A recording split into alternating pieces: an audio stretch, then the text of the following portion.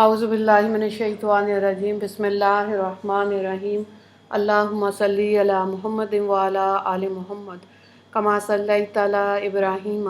وعلی آل ابراہیم انک حمید مجید اللہم بارک علی محمد وعلی آل محمد کما بارکت علی ابراہیم وعلی آل ابراہیم انک حمید مجید رب اشرح لی صدری ویسر لی امری واحلل عقدۃ من لسانی یفقہوا قولی ربنا زدنا علما یا مقلب القلوب ثبت قلبی علی دینک آمین۔ نصیحت نمبر 43، سونے سے پہلے یہ دعا پڑھو۔ حضرت ابو امارہ البرہ بن عازب رضی اللہ تعالیٰ عنہ سے مروی ہے کہ حضرت صلی اللہ علیہ وآلہ وسلم نے فرمایا، اے فلاں، جب تم اپنے بستر کی طرف آؤ تو یہ دعا پڑھا کرو، اللہم اسلمت نفسی علیک ووجہت وجہی علیک فوضت امری علیک والجأت ظہری علیک رغبۃ ورہبۃ علیک لا ملجأ ولا منجا منک الا علیک آمنت بکتابک الذی انزلت ونبیک الذی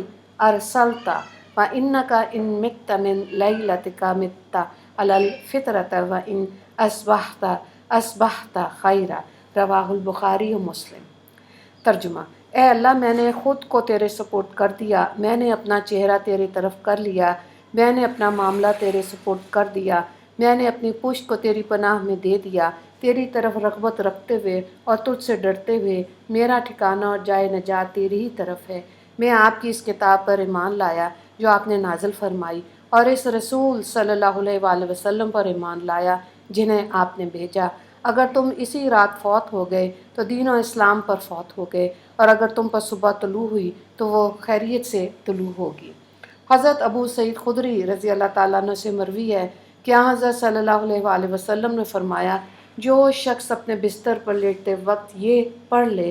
استغفر اللہ الذی لا الہ الا هو الحی القیوم واتوب الیہ، میں اس اللہ سے مغفرت کا سوال کرتا ہوں جس کے سوا کوئی معبود نہیں، وہ زندہ ہے، قائم رکھنے والا ہے، میں اس کی طرف توبہ کرتا ہوں، تو اس کے تمام گناہ معاف کر دیے جائیں گے، اگرچہ وہ سمندر کے جھاگ کے برابر ہوں، اگرچہ وہ درختوں کے پتوں کے برابر ہوں، اگرچہ وہ ریگستان کی ریت کے برابر ہوں، اور اگرچہ وہ دنیا کے دنوں کے برابر ہوں، رواہ ترمذی۔ حضرت انس بن مالک رضی اللہ تعالیٰ عنہ سے مروی ہے کہ حضرت صلی اللہ علیہ وآلہ وسلم نے فرمایا، جو شخص اپنے بستر پر لیٹتے وقت یہ کہے، الحمدللہ الذی کفانی وآونی والحمدللہ الذی اطعمانی وسقانی والحمدللہ الذی من علی فافضل فقد حمد اللہ لجمیع محامد الخلق کلہم، رواہ البیہقی۔ تمام تعریفیں اس اللہ کے لیے ہیں جو مجھے کافی ہے اور جس نے مجھے ٹھکانہ عطا فرمایا، تمام تعریفیں اس اللہ کے لیے ہیں جس نے مجھے کھلایا اور پلایا، اور تمام تعریفیں اس اللہ کے لیے ہیں جس نے مجھ پر احسان و فضل فرمایا۔ تو اس شخص نے اللہ تبارک و تعالیٰ کی تمام تعریفیں بیان کر دیں جو ساری مخلوق بیان کرتی ہے۔ حضرت ابو ذر غفاری اور حضرت حذیفہ رضی اللہ تعالیٰ عنہ راوی ہیں کہ ان رسول اللہ کان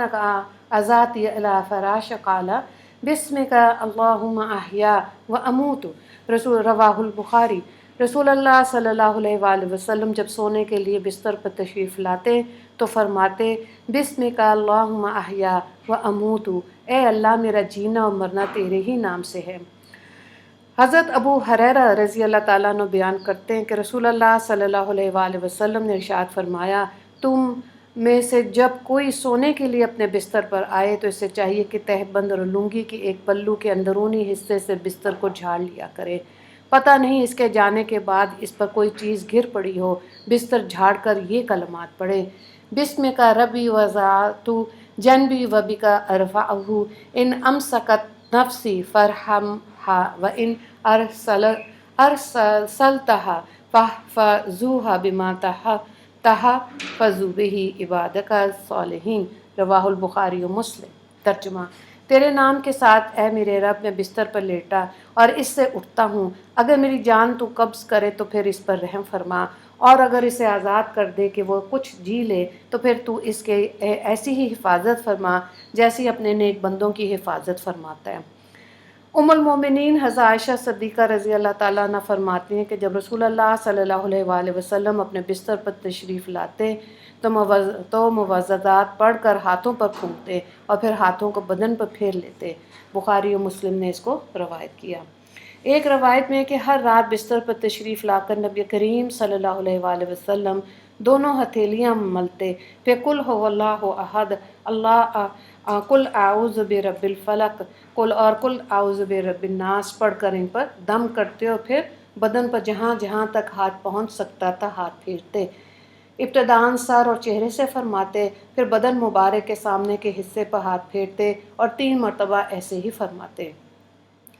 بخاری و مسلم نے اس کو روایت کیا۔ حضرت حذیفہ رضی اللہ تعالیٰ عنہ فرماتے ہیں کہ جب رسول اللہ صلی اللہ علیہ وآلہ وسلم سونے لگتے تو داہنی ہتھیلی سیدھے رخسار کے نیچے رکھ لیتے اور پھر یہ دعا پڑھتے، اللہم قنی عذابک یوم تبعث عبادک، رواہ ترمذی۔ اے اللہ مجھے اس دن کے عذاب سے بچا لے جس دن تم اپنے بندوں کو کھڑا کرے گا۔ اور ابو داؤد نے بروایت ام المومنین حضرت حفصہ رضی اللہ تعالیٰ عنہ یہ بیان کیا کہ آپ صلی اللہ علیہ وآلہ وسلم یہ دعا 3 مرتبہ فرمایا کرتے تھے۔ مفہوم یہ ہے کہ دیکھیں رات کو سونے کا بھی اہتمام کرنا ہمارے دین میں ہمارے نبی کریم صلی اللہ علیہ وآلہ وسلم نے عمل کر کے دکھایا، ان کی سنت ہے کہ وہ رات کو لباس تبدیل کرتے تھے، جس کو آج سلیپنگ سوٹ کہتے ہیں نا، کہ رات کے وقت لباس کو چینج کیا جائے اور پھر بستر کو جھاڑا جائے، دعائیں پڑھ کے اپنے اوپر دم کیا جائے، اور پھر آپ صلی اللہ علیہ وآلہ وسلم کنگھی بھی فرماتے تھے، سرما بھی لگاتے تھے اور پھر سوتے تھے۔ اب دیکھیں سکون کی نیند کے کچھ لمحات ہمارے جسم کو تر و تازہ کر دیتے ہیں۔ اب اگر آج کے دور میں دیکھیں نیند کے لیے، سونے کے لیے بھی اگر اتنی مشکلات ہیں، نیند ہی نہیں آ رہی، موبائل کے ساتھ اتنا دیر کھیلتے رہتے ہیں، تو پھر جب نیند پوری نہیں ہوگی تو سارا دن چڑچڑا پن رہتا ہے۔